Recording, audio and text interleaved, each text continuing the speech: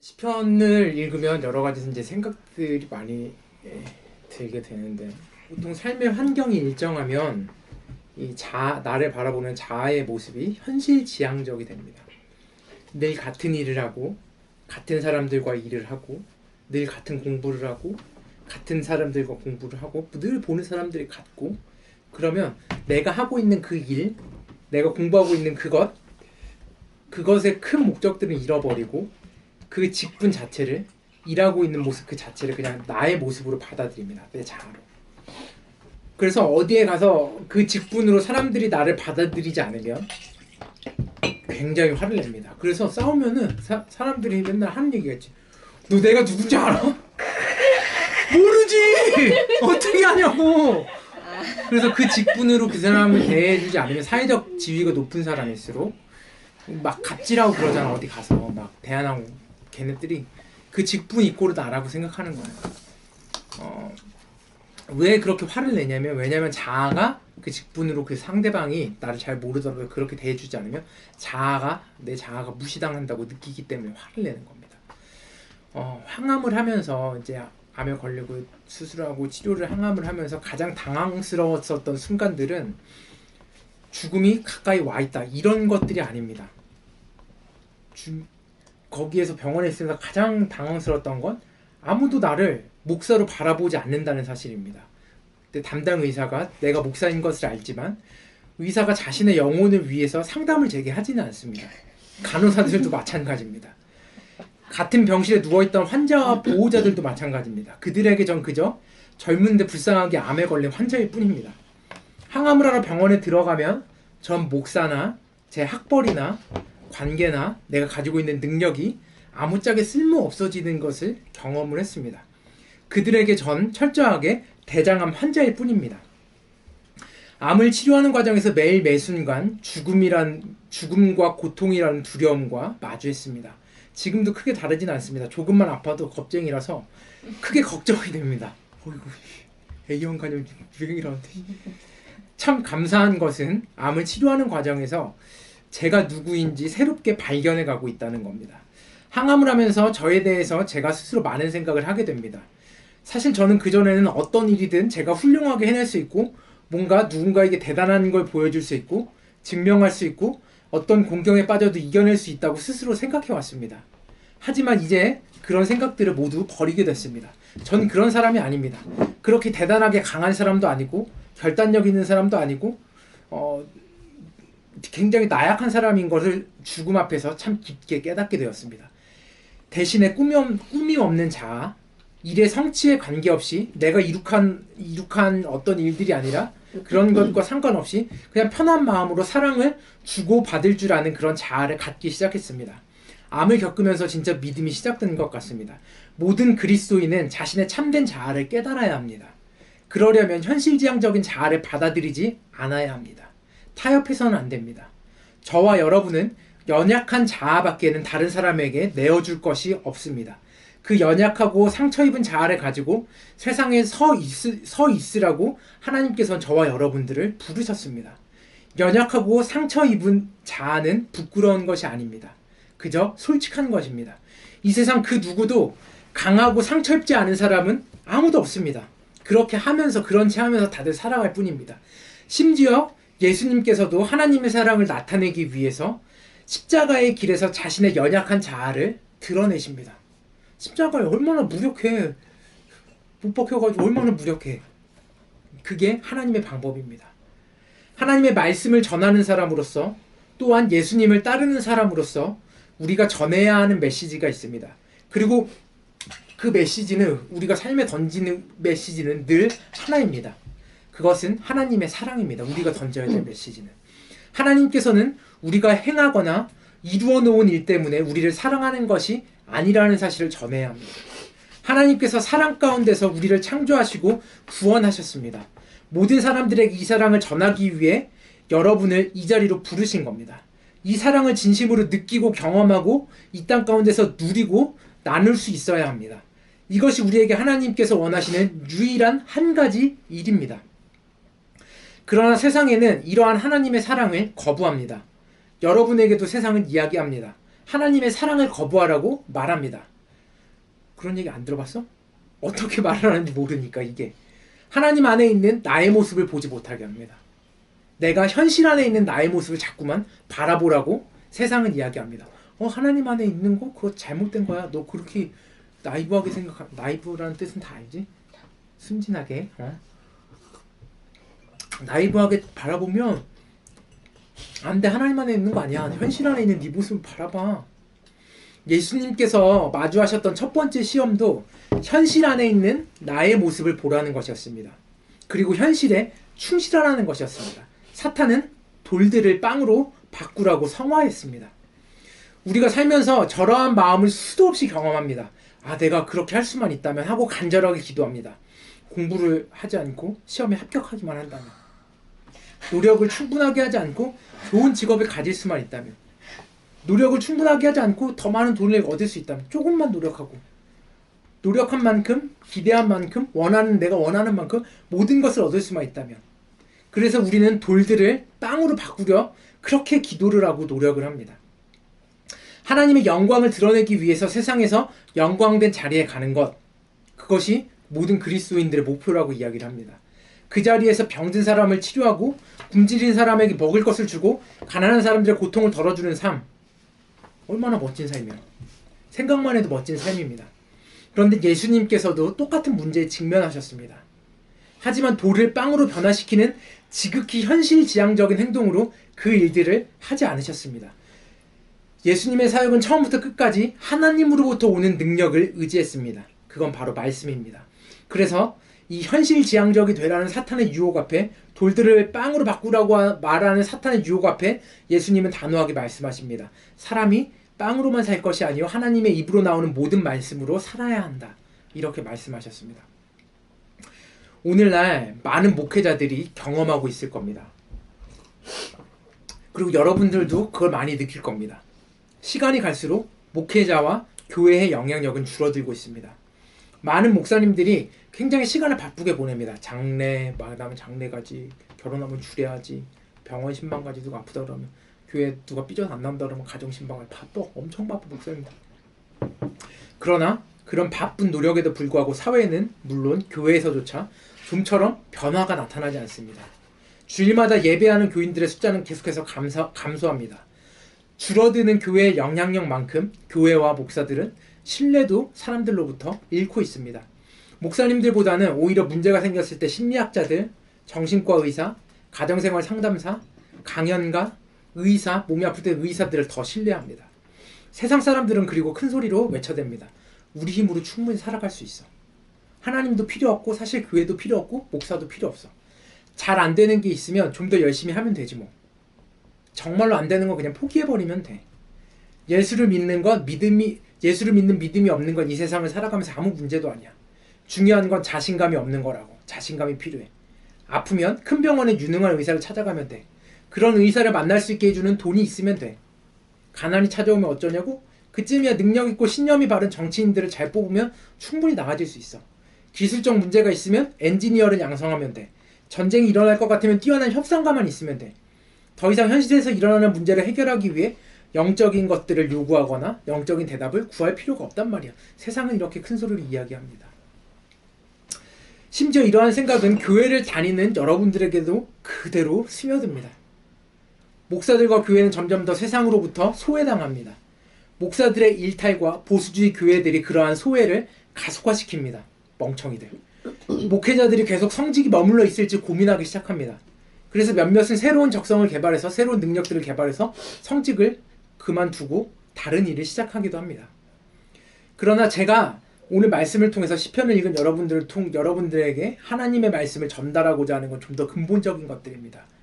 오늘 말씀을 통해서 하나님께서 여러분들에게 말씀하고자 하는 것들은 좀 더 본질적인 것들입니다. 좀 더 근원적이고 본질적인 것들에 대한 이야기입니다. 우리 시대에 이룩한 모든 위대한 성취 뒤에는 깊은 절망이 도사리고 있습니다. 그것들을 여러분들이 바라볼 수 있어야 됩니다. 다 좋은 게 아닙니다. 현대사회는 가장 중요한 두 가지 가치가 있습니다. 효율성과 통제입니다. 일을 할 때 이 사람 정말 효율적으로 일을 해. 여러분 무조건 승진해. 이 사람한테 뭘 맡기면 컨트롤을 정말 잘해. 뭐든지 다 통제를 잘해. 자기 감정도 자기 관리, 자기 감정 통제. 이 두 가지가 가장 중요한 덕목으로 다루어집니다. 효율성과 통제가 잘 이루어지면 물질적인 것들을 만들어내기에 정말로 최적의 요소들을 다 갖춘 겁니다. 그러나 사람은 물질로만 이루어진 존재가 아닙니다. 사람은 기계가 아닙니다. 감정이 있고 영혼이 있습니다. 효율성과 통제로 다스려지는 사회에서 그래서 그 안에서 살아가는 많은 사람들의 가슴에는 무엇인가가 응어리져 있습니다. 효율적으로 내가 변하면 변할수록, 내가 통제를 하면 할수록 가슴 안에는 더 큰 응어리가 지기 시작합니다. 그리고 그것은 고독, 소외감, 우정과 친밀감의 결핍, 깨어진 관계, 권태, 공허, 우울, 나는 아무 쓸모없다는 자학 등의 감정의 응어리들을 만들어냅니다. 세상은 점점 병들어가고 있습니다. 청년들은 클럽과 마약, 문란한 성생활에 빠져 있습니다. 감정을 조절하지 못해 폭력을 서슴지 않고 휘두릅니다. 술에 빠져 있습니다. 심지어 부모, 전여친, 전남친을 치밀하게 계획하고 화가 났다는 이유로 죽이기까지 한 뉴스를 우리는 쉽게 접하게 됩니다. 이 모든 타락의 이면에는 가슴 아픈 절규가 담겨 있습니다.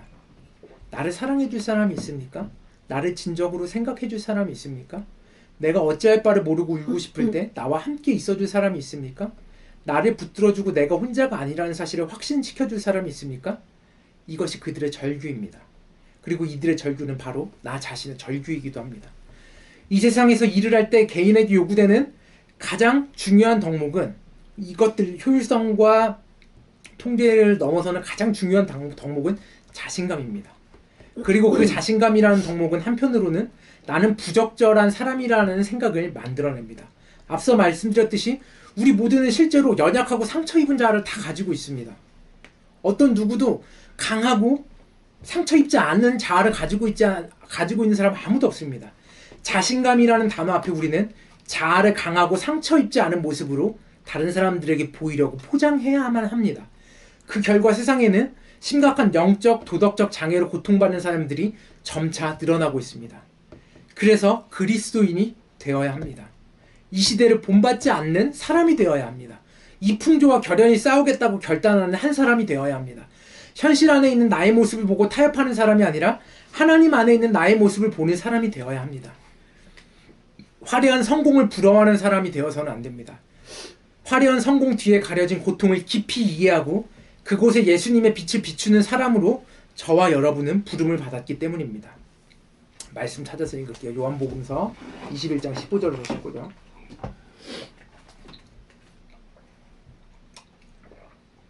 요한복음서 21장 15절에서 19절. 그들이 아침을 먹은 뒤에 예수께서 시몬 베드로에게 물으셨다. 요한의 아들 시몬아, 내가 이 사람들보다 나를 더 사랑하느냐? 베드로가 대답하였다. 주님, 그렇습니다. 내가 주님을 사랑하는 줄을 주님께서 아십니다. 예수께서 그에게 말씀하셨다. 내 어린 양떼를 먹여라. 예수께서 두 번째로 그에게 물으셨다. 요한의 아들 시몬아, 내가 나를 사랑하느냐? 베드로가 대답하였다. 주님, 그렇습니다. 내가 주님을 사랑하는 줄을 주님께서 아십니다. 예수께서 그에게 말씀하셨다. 내 양떼를 쳐라. 예수께서 세 번째로 물으셨다. 요한의 아들 시몬아, 내가 나를 사랑하느냐? 그때 베드로는 예수께서 내가 나를 사랑하느냐고 세 번이나 물으심으로 불안해서 주님께서는 모든 것을 아십니다. 그러므로 내가 주님을 사랑하는 줄을 주님께서 아십니다고 대답하였다. 예수께서 그에게 말씀하셨다. 내 양떼를 먹여라. 내가 진정으로 내게 말한다. 내가 젊어서는 스스로 띠를 띠고 내가 가고 싶은 곳을 다녔으나 내가 젊어서는 남들이 내 팔을 벌릴 것이고 너를 묶어서 내가 바라지 않는 곳으로 너를 끌고 갈 것이다. 예수께서 이렇게 말씀하신 것은 베드로가 어떤 죽음으로 하나님께 영광을 돌릴 것인가를 암시하신 것이다. 예수께서 이 말씀을 하시고 나서 베드로에게 나를 따르라 하고 말씀하셨다. 예수님은 베드로에게 양떼를 먹이라, 목자가 될 것을 명령하기 전에 먼저 물으셨습니다. 요한의 아들 시몬아, 네가 이 사람들보다 나를 더 사랑하니? 그리고 또 물으십니다. 네가 나를 사랑하니? 한 번 더 물으십니다. 네가 나를 사랑하니? 이 질문은 기독교에서 가장 핵심이 되는 질문입니다. 왜냐하면 그리스도인으로서의 정체성을 가지게 해주는 물음이기 때문입니다. 이 질문에 대해 답하는 것으로 우리는 이 세상과 타협하지 않으면서도 진짜 하나님께서 주시는 자신감을, 내 자아를 바라보는 진정한 자신감이 가질 수 있기 때문입니다. 예수님을 봅시다. 세상은 그분에게 아무런 관심을 사실 기울이지 않았습니다. 그분은 십자가에 매달려서 돌아가셨습니다. 역사책 어디에도 예수님의 죽음을 기록하고 전혀 없습니다. 힘과 능률, 지배를 추구하는 세상은 그분의 메시지를 거부했습니다. 그러나 그것이 끝이 아니었습니다. 볼 수 있는 눈이 있고 들을 귀가 있고 이해할 수 있는 마음을 가진 몇몇 제자들에게 부활하신 예수님은 나타나셨습니다. 영광스러운 그 몸의 상처를 그대로 가지고 나타나셨습니다. 그분은 십자가에서 당한 상처를 감추거나 꾸미거나 없애지 않으셨습니다. 부활했어. 하나님이야 이제. 인간의 몸이 아닌데. 그걸 감추지 않으셨습니다. 상처는 연약했던 모습의 상징입니다. 강한 사람은 상처를 입지 않습니다. 그러나 예수님이 십자가에 당한 그 못자국, 채찍자국 그대로 부활하신 다음에 제자들에게 그대로 나타나셨습니다. 심지어 그걸 의심하는 예수님의 부활을 의심하는 제자 도마에게 상처자국, 못자국 난 손을 만지라고까지 합니다. 거절당하고 알려지지도 않았고 몸에 상처를 입은 예수님은 단순하게 이렇게 물으셨습니다. 내가 나를 사랑하느냐? 내가 나를 사랑하느냐? 오직 하나님의 무조건적인 사랑을 전하는 데만 관심을 가지셨던 그분이 유일하게 하셨던 질문은 이것 한 가지입니다. 네가 나를 사랑하느냐? 여러분들에게 예수님께서 묻는 것도 이 물음 하나입니다. 네가 나를 사랑하느냐? 예수님은 이렇게 묻지 않으셨습니다. 네가 얼마나 많은 사람들을 소중하게 마음속에 여기면서 살아가니? 그들을 위해서 너 뭘 하고 있니? 네가 그 일들을 위해서 얼마나 노력을 했니? 나를 얼마나 기억하고 있었니? 나를 예배하고 있니? 나를 위해 헌금하고 있니? 나를 따른다면 어떠한 네 삶의 결과가 나타나니? 이런 것들을 묻지 않으십니다. 예수님은 지금도 그런 것을 여러분들에게 묻지 않으십니다. 예수님의 물음은 오직 한 가지입니다. 단순하지만 명확한 물음 하나입니다. 네가 나를 사랑하느냐? 이 물음은 곧 이와 같은 것입니다. 너는 내가 너를 사랑하는 마음을 알고 있니?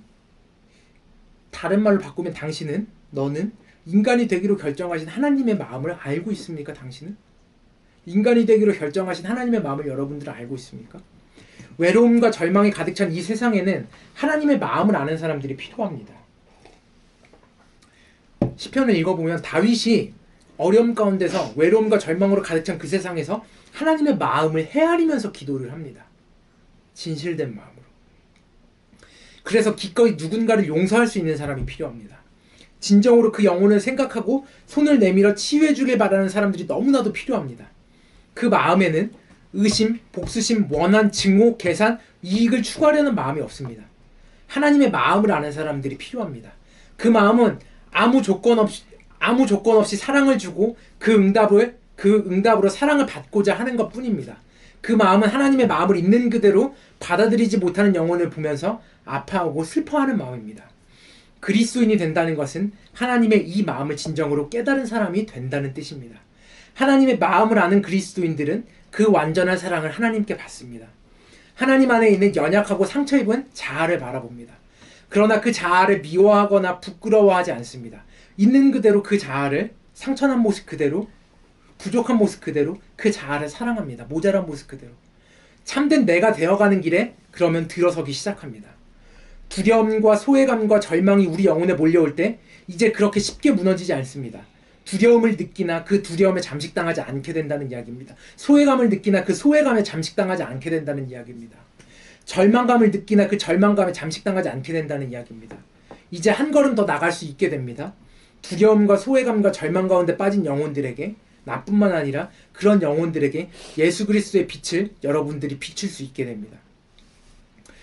너무 단순하고 진부하게 들릴지 모르겠습니다. 너무 자주 설교 시간을 반복해서 이 말의 힘이, 설교의 힘이, 말씀의 힘이 약해졌을지도 모릅니다. 감격이 없을 수도 있습니다. 그러나 하나님은 여러분과 저에게 계속해서 이 지겹고 진부하고 단순한 말을 계속해서 하고 계십니다. 너는 내 사랑하는 아들이고 너는 내 사랑하는 딸들이야. 이 하나님의 소리를 귀로는 들으나 마음으로, 영혼으로, 전 존재로 듣는 사람을 찾는 일은 쉽지 않습니다. 자신이 아무 조건이나 제한 없이 사랑을 받고 있다는 것을 제대로 받아들이는 사람들은 거의 없습니다. 이런 무조건적이고 무제한적인 하나님의 사랑을 사도 요한은 첫째 사랑이라고 불렀습니다. 그는 우리가 서로 사랑하자고 하면서 이는 하나님께서 우리를 먼저 사랑하셨기 때문이라고 이야기를 했습니다. 요한일서 4장 19절에서. 나중에 찾아. 들으면서 찾아. 첫째 사랑을 이야기했으니 당연히 둘째 사랑도 있습니다. 이 둘째 사랑을 믿는 사람들은 많습니다. 이 둘째 사랑을 경험하는 사람도 많습니다. 이 둘째 사랑을 첫째 사랑이라고 생각하는 사람들도 많습니다. 여기 앉아있는 사람들도 아마 그럴 겁니다. 이 둘째 사랑은 부모와 스승, 남자친구, 여자친구, 배우자, 친구들로부터 받는 인정이나 애정, 연민, 격려, 지지, 지원 같은 것들입니다. 이 둘째 사랑은 늘 완전하지 않습니다. 부모, 스승, 배우자, 남자친구, 여자친구, 내 친구들, 이런 사람들한테 애정을 받기 위해, 인정을 받기 위해 늘 무엇인가를 하게 됩니다. 의심과 좌절, 그리고 분노와 원망을 남기기 쉽습니다. 이러한 사랑은, 둘째 사랑은 한계가 있고 깨지기가 쉽기 때문입니다. 둘째 사랑의 이면에는, 내가 누군가한테 막 잘해서 애정을 갈구하는 이 둘째 사랑의 이면에는 어떤 두려움이 있냐면 항상 거절, 후퇴, 통제, 효율성, 벌, 거짓말, 심지어 폭력, 심지어 증오심까지 그 뒤에 이면에 도사리고 있습니다. 세상에 존재하는 우정과 결혼, 가정에서 나는 둘째 사랑에는 긴장과 스트레스가 늘 존재합니다. 너네 둘째들은 잘 모르는데 첫째들이 둘째 낙서에 나가지고 데리고 오면 정말 싫어하거든. 사랑을 뺏기니까. 그걸 이제 다 경험하게 되거든. 이게 그대로 우리 안에 있습니다. 둘째 사랑. 유쾌하게만 보이는 일상생활 뒤에는 포기나 배신, 거절, 단절, 손실 등을 동반하는 숱한 상처들을 골이 깊게 우리들 마음 가운데 패여 있습니다. 이 모든 상처들은 둘째 사랑이 가진 어두운 측면입니다. 그리고 이 어둠은 인간의 가슴 속에 완전히 사라지지 않을 어둠이기도 합니다. 사람들 사이에 오가는 둘째 사랑은 하나님이 주시는 첫째 사랑이 깨어진 모습일 뿐입니다. 하나님이 아무런 어두움이 없는 첫째 사랑을 저와 여러분에게 주셨습니다. 이것이 복음이고 이것이 기쁜 소식입니다. 예수님의 마음은 어두움이 없는 하나님의 첫째 사랑이 구체화된 것입니다. 그게 예수님의 마음입니다. 그분의 마음에는 생수의 강이 흐르고 있습니다. 그리고 그분은 큰 소리로 부르십니다. 요한복음 7장 37절 찾지마. 누구든지 목마르거든 내게로 와서 마셔라. 예수님은 말씀하십니다. 마태복음 11장 28절 29절에서 예수님은 이렇게 말씀하십니다. 수고하고 무거운 짐진 자들아 다 내게로 오라. 내가 너희를 쉬게 하리라. 나는 마음이 온유하고 겸손하니 나의 멍에를 메고 내게 배우라. 그러면 너희 마음이 쉼을 얻으리니. 이 마음으로부터 내가 나를 사랑하느냐라는 물음이 나오는 것입니다. 예수님의 마음을 안다는 것과 예수님을 사랑한다는 것은 같습니다. 예수님의 마음을 안다는 것은 곧 참마음을 아는 것입니다. 그런 지식을 갖고 이 세상을 살아간다면 여러분의 삶은 치유와 화해, 새로운 삶과 새로운 희망이 샘솟게 될 것입니다. 더불어서 현실과 타협하고자 하고 하나님 나라가 아닌 세상에서 권세를 얻어 성공하고자 하는 욕망은 마침내 여러분의 마음 가운데서 사라지게 될 겁니다. 나아가 내 존재를 다해서 내 삶을 통해서 내 이웃들에게 이렇게 말할 수 있게 될 겁니다.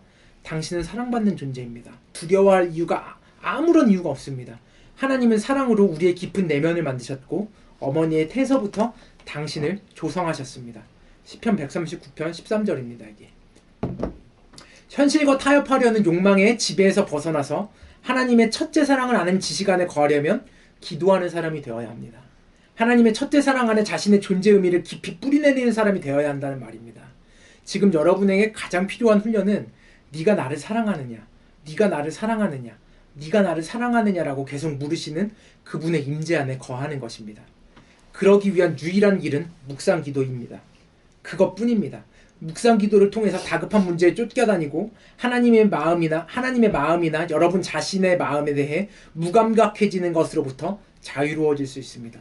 여러분 묵상 기도를 하지 않으면 여러분들 하나님의 마음에 대해서 무감각해지기 시작합니다. 여러분 자신의 마음에 대해서도 무감각해지기 시작합니다. 묵상 기도를 통해서 하나님의 첫째 사랑을 존재 깊이 받게 되면 길을 가면서도 병으로 아파하는 중에서도 관계의 단절로 외로움과 소외감이 엄습해오는 가운데서도 예수님이 주시는 진짜 평안을 누릴 수 있게 됩니다.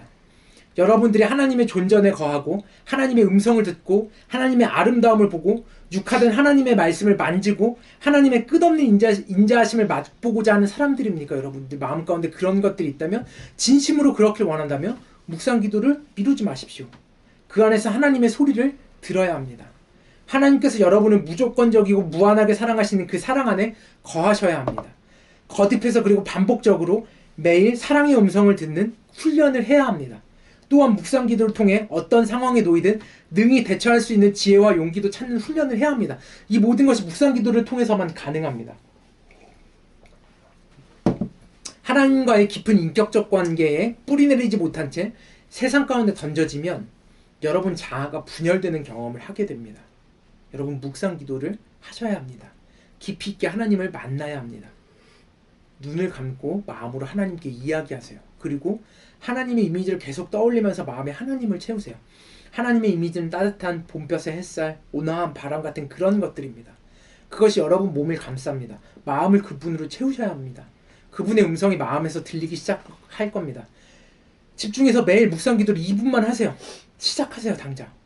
그러면 둘째 사랑이 아닌 하나님께서 주시는 첫째 사랑 안에 머물러 있으면서 적대적이지 않으면서도 유연할 수 있고, 독단적이 않으면서도 확신에 찰 수 있고, 자신감에 넘치면서도 상대가 불쾌하지 않게 대처할 수 있고, 너무 무르지 않으면서도 온화하게 누군가를 용서할 수 있고, 교활하다는 평판을 얻지 않으면서도 진정한 증언을 할 수 있게 될 겁니다. 그러면 저와 여러분 삶에 참 열매가 맺히기 시작할 겁니다. 이 열매는 단순하게 여러분이 직업을 갖는 정도의 일이 아닙니다. 여러분들이 단순하게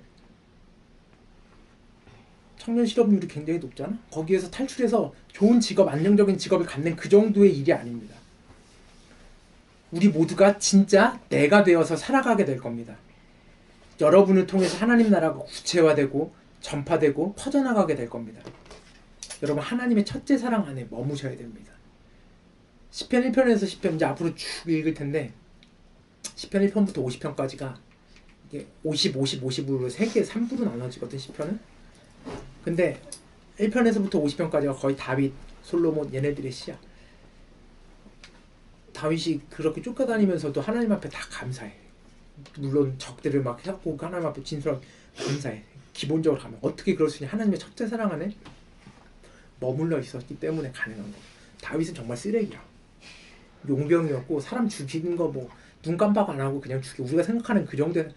그런데도 그 사람이 시편을 그렇게 많이 남길 수 있었던, 하나님의 사랑 안에 거할 수 있었던 사람이야.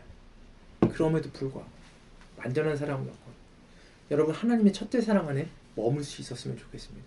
둘째 사랑을 쫓으면 여러분 안에 자아 분열이 시작됩니다. 그리고 늘 소외감, 두려움, 거절, 포기, 그것으로부터 여러분 벗어날 수 있게 되길 간절하게 바랍니다. 찬양합시다.